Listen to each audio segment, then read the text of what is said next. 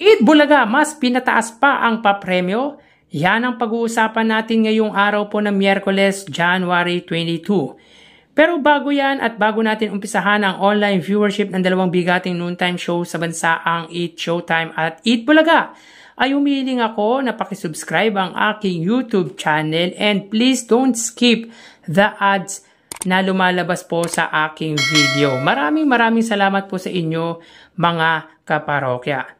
So mga kaparokya, last Monday ay gumawa na naman po ng panibagong record ang noontime show ng iconic trio na Eat Bulaga dahil nalagpasan pa po nito ang record na 120,000 highest views last January 11. At last Monday nga po ay umabot po ng 123,000 views. Ganun din po ang Eat Showtime last Saturday na umabot ng 193,000 views. Ngayon naman po ay babahagi ko sa inyo ang pinakamataas na views na naabot ng dalawang pananghaliang programa kahapon. So dito ang Eat Showtime ay may 78,000 views sa oras na 1:23 PM. At ang Eat Bulaga naman po ay may 121,000 highest views sa oras po yan na 1:51 PM. So yan po yung pinakamataas na views ng dalawang noontime shows kahapon. Samantala last Monday naman po ay umabot lamang ng 15,000 pesos ang naibahaging papremyo ng Eat Showtime, kung saan last Saturday ay nagpamudmud ito ng papremyo sa Grand Finals ng mahigit 1,000,000. Tila naubusan ata ng bala ang Eat Showtime dahil after Grand Finals mga kaparokya ay tanging 15,000 na lamang po ang naibahagi nila last Monday. So punta po tayo sa kahapong episode. So may kita po natin dito na ang Eat Showtime po ay may 15,000 pesos at ang Eat Bulaga naman po ay may 222,000 pesos. So tumaas po ang papremyo ng Eat Bulaga kahapon from 148 last Monday ay naging 222,000 naman po kahapon.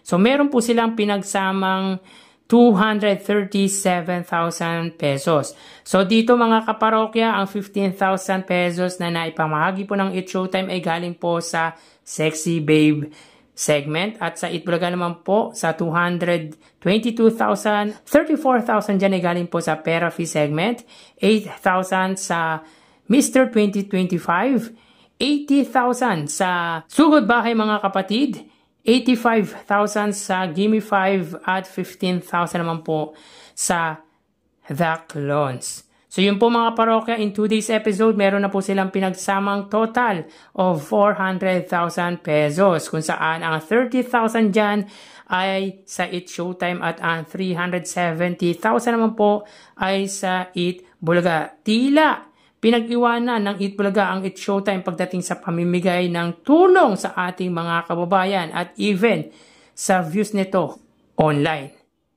So tara ating alamin ang online viewership ng dalawang bigating noontime shows. Para sa Eat Bulaga under TVJ Facebook page na may 2.8 million followers at sa Eat Showtime naman po may 18 million followers. So as of 1 PM mga kaparokya, ang Eat Showtime po ay may kasalukuyang segment na Sexy Babe at ang Eat Bulaga naman po ay Sugod Bahay mga kapatid. So dito may kita po natin mga kaparokya na ang Eat Showtime po ay may 7,100 viewers samantalang hindi pa po nagpa-pop up ang views ng Eat Bulaga. So wait lang po tayo mga kaparokya.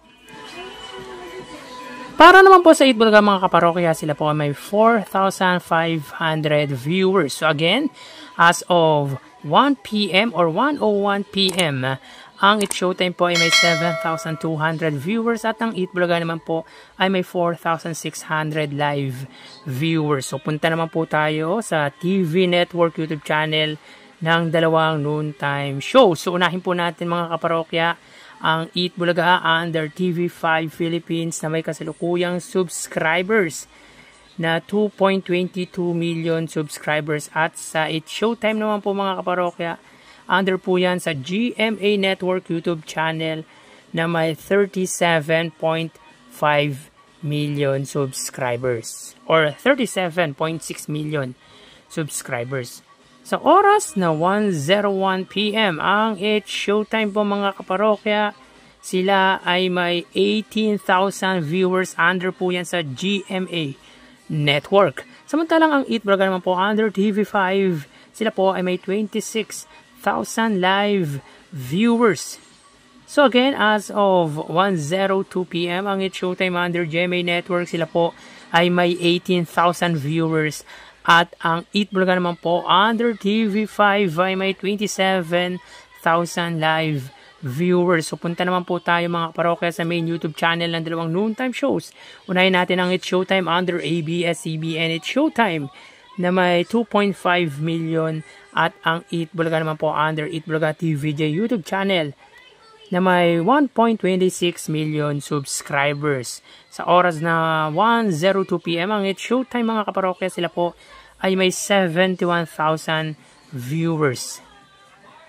Ang Eat Bulaga naman po mga kaparokya, sila po ay may 100,000 live viewers. So again, as of 1:02 PM, ang Eat Showtime, sila po ay may 72,000 viewers.